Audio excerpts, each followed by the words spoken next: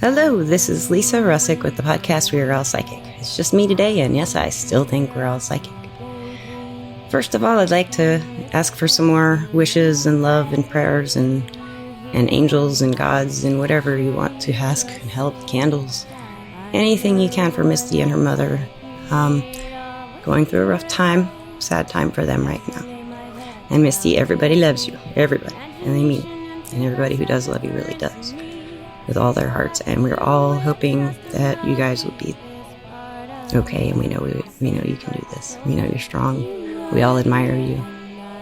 I admire you. So everybody, if you can, just some good wishes to Misty and her family.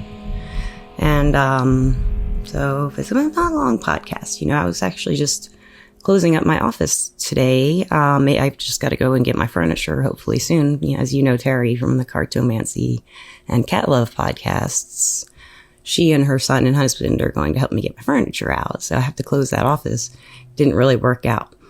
But I didn't really invest a lot into it other than rent. But interestingly enough, speaking of the rent, I was paying the rent one day. And I got out of my car, and this man pulls up, and I think they're a husband and wife. So he pulls up with his wife in their truck, and he says, "Do you work here?" And I said, "No." And he said, "Do you have an office here?" And I said, "Yeah." And he's like, "Well, what's it like? What's the prices? Is it cool?" I told him, "Yeah, I love it here. It's great. It's quiet. It's like, I love it. I have to move because it's not really working out for me," I told him. And, but I said I would recommend this place. And he says, "Okay, well, thank you." And I went in, I put my rent away, and I saw that she, usually she's not in her office. She's just, I guess she's out and about doing her job. But she has her cards outside the office, outside the little rent drop box. So I got one of those cards, and as I was thinking, man, if that guy's still out there, I'll give it to him. And he was pulled up to turn on the 6th Avenue, but if anyone who's turned left on 6th Avenue anywhere in Decatur knows that's not easy. It takes a while. So I knew I had time to get to him with that card. And I booked it. I got to his window, and he looked a little scared because he did ask what I did for a living in that office. And I did tell him I'm a psychic reader. I do cards is what I said. A lot of people don't like psychic reader. So I do cards, like tarot cards. And he's like, "Okay." And so I gave it to him, and I said, "Here, just in case." I said, "This is her card. She had these out. She wasn't there." I said, "But these were on her door, and I do recommend this place. And her name's Krista." And he's like, "Okay." And he turned to his wife. He said, "These people are so nice." So these types of people are so nice. I love these people. And he just smiled real big. "You're just so friendly, aren't you?" And helpful. I'm these kinds now. I guess it's like, we have a subculture now, guys. Whoa! Cause the subculture. I'm always in the subculture of the subculture of the subculture, man. No, really, that's just the old punk rocker in me wanting to say that as a joke. So I was thinking about that, these people are nice. A lot of people who get into the energy work and work as professionals, we are nice. I mean, we want to help people. We like it. We delved into ourselves, and we figured out why we aren't nice if we aren't, and healed it, or tried to, or keep working on healing that if we're not nice. Look at why, and then fix it, and then go be nice to people. And I've always just been kind of a pushover nice person. I see the best in most people. So I want to bring it out. It's fun to me to bring out that best I see. First of all, I got to find out what that best is. So it's a lot of curiosity. What is in there? What's in that person? See what they do if I do something nice. Pretty much, So what I want to address about this in particular in this podcast is how anyone who's practicing energy work, especially professionally or just as a spiritual practice or on their own, a lot of times we may be in a really messy life. Yeah. Most people I've known who have worked in this field have had a mess of their life at some point, if not an ongoing, chaotic, structured life in some capacity until they find peace with whatever way they can handle managing giving their energy out.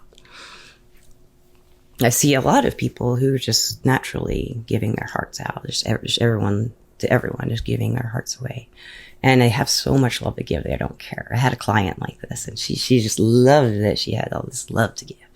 And I thought that was great. She never complained about it, never complained about anyone draining her energy, is what I mean. because she was happy with herself and she learned some techniques to keep the energy flowing so she didn't get too drained. And in her particular case, her numerology did say she was cranking with that positive energy. She had a bunch of 2s in a certain place. She's got energy. A lot of it is good energy. And she wanted to do something with it. And she did end up becoming, just working her where she is. So I thought that was really cool. So I have problems in my life all the time. How am I supposed to help anyone else? You might think as you listen to this podcast sometimes, because I do talk about personal things. I like to, because I want this to be accessible to you, because everybody's psychic. Everybody has problems. Everybody has problems. The energy actually does make it easier. For me, in particular, I think it would for most people if they could acknowledge it as part of everyday life and just start working with it and digging in there and just doing it. Like they already been doing it, but think about it. Pay attention, like a lot of guests say. But in my case, I think that I have to experience it myself. We've talked about this on the podcast. I really like to try and find out things the hard way because that really makes an impression. I do find out the good way too, though. Risks is all about, what's going to happen. You don't know. You're taking a risk because you hope something will happen. I'm a risk taker. I've always been a risk taker. Even when I was shy, I'd take a risk. If I really thought something was like too intriguing to pass up or too fascinating. And I am a romantic, so I'll take risks in love too, to get closer to the truth of this connection with someone I have, for example. And that can take you down some roads the person might not want to go down, but I do tend to bring that out. And as you're working with your energy, if you're listening to this podcast, I'm assuming you are, you may find this too for you, that working with your energy, getting to know the feel of what energy even feels like and recognizing it flowing through your body and where it flows to, either this hand or this foot or this part of my body. Well, I feel these things moving, like for Reiki. If you've never had Reiki, this would be kind of hard to explain. But if you have had Reiki, you know what I'm talking about. And you can feel the Reiki moving energy in your body, so around your body, within, without. And it's just completely, the first time I really was like, oh, when I received Reiki, I didn't feel it very strongly until a certain point. And then I just kind of felt it. So I wasn't very susceptible to it, but I did feel it. I felt energy moving and I saw things that it's not too untypical for me, but I felt it. And I was like, whoa. And then the more I had Reiki, the more I felt it, or received Reiki. And then when there's a little bit about my Reiki, where I am with my Reiki too in this podcast. I am a Reiki master teacher now. I did get my certificate, a little piece of paper, a certification. And I did get the attunements. After the attunements, I was very tired for a week. I drank a lot of water, of course. And I took some risks. But, mainly I just sat around for a week and I couldn't really do anything. I wasn't motivated, but I was happy. I wasn't motivated to work on the school too much. And I wasn't motivated to work on psychic readings. I really felt like doing readings, and I logged in a lot, and I never heard from any local clients. I just let them hit me up. And then I just heard kind of a message from the Reiki that this even started the night before I got attuned. We're not giving you any calls. You need to just chill with the Reiki. You'll be okay when he comes. When he comes later, don't worry about that.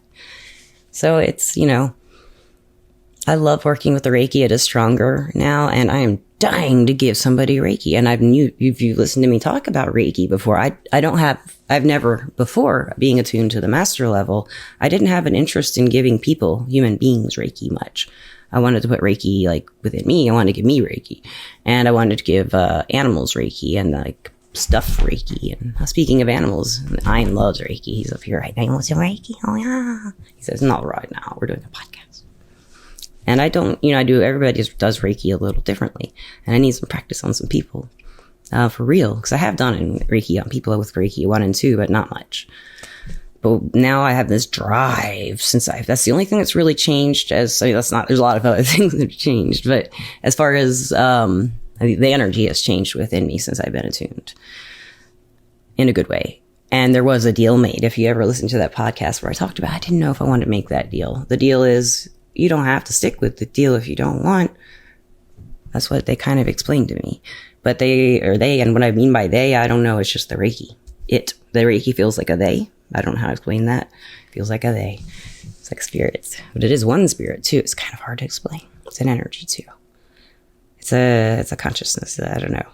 But people who work with energy will find, you digging in yourself, I think the reason we have to dig in, find out about ourselves is to believe it.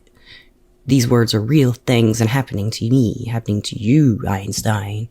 Well, he's at peace with it, though. So he's cool with it. He's smart. He figured it out. He is Einstein.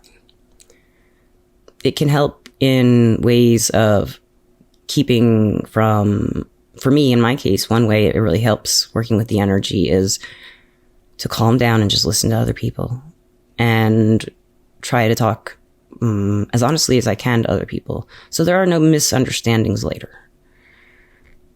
And the energy helps that. The energy gave me, and by the energy, working with it, building the kind of like the walls, but they're porous, the protection that I won't get too damaged by being vulnerable or open.